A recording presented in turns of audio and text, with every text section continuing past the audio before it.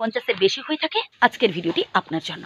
কারণ আজকে কিছু গুরুত্বপূর্ণ কথা বলবো, যেগুলো শুনলে আপনার মনের সব টেনশন দূর হয়ে যাবে। শুনুন শেষ পর্যন্ত কথাগুলো। সর্বপ্রথম নিজেকে বিন্দাস রাখার চেষ্টা করুন। মনে রাখবেন, এই 50, 60, 70, 80 এই বয়সগুলো না জাস্ট একটা সংখ্যা মাত্র, আর কিছু না। বিশ্বাস করুন। তাই মনে জোর রাখুন, আপনি আপনার বাড়ির কর্তা, আপনার কথাই হবে শেষ কথা। নিজেকে পাওয়ারফুল করে তুলুন, তাহলে দেখবেন সারা জীবন আপনি যুবক থাকবেন। আর আপনি যদি নিজেকে অসহায় ভাবেন, নিজেকে দুর্বল ভাবেন, তাহলে আপনি সে 20-25 বছর বয়সেও বৃদ্ধ হয়ে যাবেন, বুড়ো হয়ে যাবেন। তাই এবার থেকে যা হয়েছে ভুলে যান।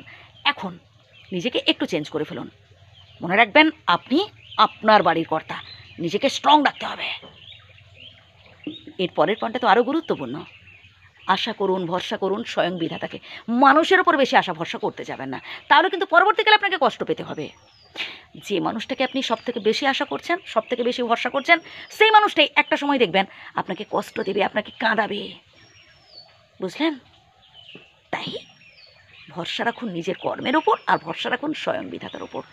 আপনার অর্জিত যা কিছু টাকা পয়সা, বাড়ি গাড়ি, যা কিছু আপনি কষ্ট করে উপার্জন করেছেন, নিজের নামে রাখুন। হ্যাঁ, অন্য কাউকে আপনি নমিনি রাখতেই পারেন, কিন্তু যাতে নিজে ভোগ করতে পারেন এই চেষ্টা করবেন। মানুষকে বিশ্বাস নেই প্রিয় বন্ধু। অনেক আমি বৃদ্ধ বাবা মাকে দেখেছি শেষ বয়সে না নিজেরা হাত পুড়িয়ে রান্না করে খাচ্ছে, ছেলে মেয়ে আলাদা করে দিয়েছে। হ্যাঁ, আপনার সামনে এরকম অনেক উদাহরণ রয়েছে, আমি জানি। আমি শুধু একটু মনে করতে বললাম আর কি। আমি অনেক বৃদ্ধ বাবা মাকে দেখেছি রাস্তায় ভিক্ষে করে খাচ্ছে, ছেলে মেয়ে বেঁচে আছে, ছেলে মেয়ে দেখভাল করে না। অনেক বৃদ্ধ বাবা মাকে দেখেছি বৃদ্ধাশ্রমে থাকতে, কষ্ট হয়তো। তাই বলছি, নিজের উপর ভরসা রাখুন, আর ভরসা রাখুন, বিশ্বাস রাখুন স্বয়ং বিধাতার ওপর। আপনার কর্ম যদি ভালো হয় প্রিয় বন্ধু, ফল ভালো হবে, শেষটা ভালো হবে।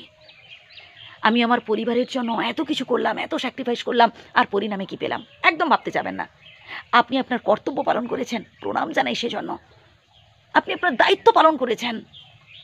তারা কতটুকুন কি আপনার প্রতি সহানুভূতিশীল, কতটা আপনার জন্য কি করলো, এটা ভাববেন না। এটা ছেড়ে দিন বিধাতার ওপর। যে যেমন কর্ম করবে তাকে তার তেমন ফল ভোগ করতেই হবে। তারও সন্তান আছে। আপনার ছেলে যদি আপনার সাথে খারাপ আচরণ করে, তারও সন্তান আছে, পরবর্তীকালে তাকেও ভুগতে হবে। এর পরের পয়েন্টটা আরও গুরুত্বপূর্ণ। অল্প হলেও সঞ্চয় করে রাখুন, অল্প হলেও সঞ্চয় করে রাখুন, কারণ পরবর্তীকালে এই অল্প সঞ্চিত অর্থই অনেক বড় কাজে লাগবে। প্রকৃতির সাথে একটু মেশার চেষ্টা করতে হবে। মাঝে মধ্যে বাড়ির বাইরে বেরিয়ে এলেন, যেখানে ছোটো ছোটো বাচ্চারা খেলা করছে, মিশলেন। আপনার বয়সী বন্ধুদের সাথে একটু বেশি করে মিশুন, তাতে দেখবেন মন ভালো থাকবে। আর মন ভালো থাকলে না শরীর ভালো লাগবে, আর মন শরীর ভালো থাকলে সব কিছুই বিন্দাস লাগবে। ভালো থাকবেন, সুস্থ থাকবেন। আমার শ্রদ্ধা নেবেন।